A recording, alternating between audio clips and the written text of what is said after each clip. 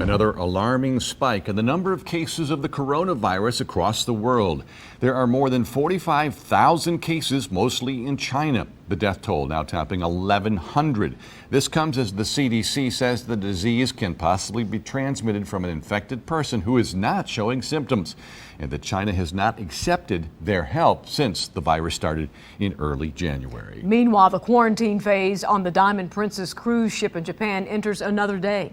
News 13's Justin Hinton is at the live desk with an update on the husband and wife with a connection to the mountains. And Justin, you've learned that there's some new information that's coming forward about this? Yeah, that's right. The Jorgensens, who have a sister who lives in Buncombe County, may be able to get off the ship to continue their quarantine. Now, this news came a few hours after I was able to talk to them, and because of the time difference, I haven't been able to talk to them yet to see what their take is on this new development. But they did let us in on on how they've been spending the past few days. Hello from the Diamond Princess. The quarantine continues for Mark and Jerry Jorgensen, where they say no news is good news. They want us to wear masks when we're out on our balconies now. But other than that, it's pretty much status quo. This day came with a visit from the medical staff, since Mark previously had 2 kidney transplants. They were aware of that because I had ordered more medications when the quarantine started, and they did come swab me and test me and said they will continue to do so for every other day until the quarantine is over. They still take their temperatures regularly and say they feel fine. At last check, more than 200 people on board have been removed from the ship after testing positive for coronavirus, including the ones the Jorgensens learned about right before recording this video.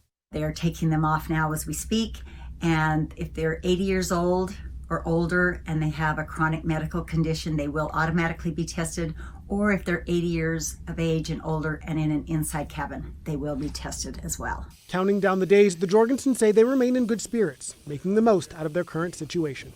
I don't necessarily feel that we're at more risk if we stay longer on the ship because we're very isolated and kept away from other people. And even when we're allowed that 1 hour to go out, we're under strict instructions to stay no closer than 2 meters away from each other. Flu cases are on the rise. That's according to new numbers released today by the state health department. Yeah, doctors tell me there is actually 2 peak times during flu season. Now, we already saw 1 peak. That was in late December. Now flu cases actually dropped for the first part of January, but now they're on the rise again. They believe we are right in the middle of the rise of our second peak of flu season.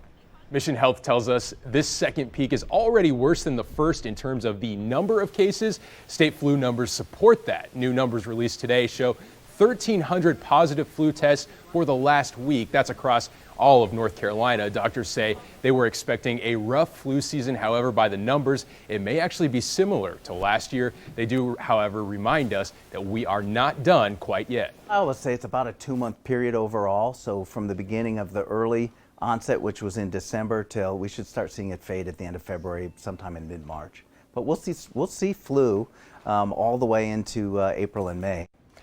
Mission says they can expect cases to continue for the next week to 2 weeks. If you haven't yet received your flu vaccine, they remind folks that it's not too late to do that. You can still get that shot, and it can help protect you against the flu or even shorten the duration and lessen the symptoms if you still do catch the flu. Good morning, everyone. I'm Rosie Woods. This is our Trending Now segment, and today we begin with something very dear to my heart. Anyone that knows me knows I love cheese. It makes your mac and cheese gooier, your burgers better, and today we celebrate it. Today is National Cheddar Day. 2020 is just the second year the iconic cheese has been celebrated. Enjoying the day is a no-brainer. You can whip up a grilled cheese sandwich, include some on a charcuterie board, or just cut off a slice right from the block. All right, up next, get those chubby cheeks ready for the camera. Gerber is looking for its new spokesbaby. From now until February 21st, parents can submit photos and videos of their child for the chance to be Gerber's 2020 ambassador and get $25,000.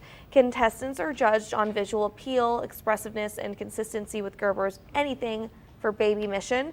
Now, the contest is open to any adorable tyke under the age of 4. This is Gerber's 10th annual photo search. That's pretty cool. Don't you know it'd be such a hard job picking one out of all those cute kids? I think we should submit Ingrid's baby. Liesl? So cute. She is cute. Good idea.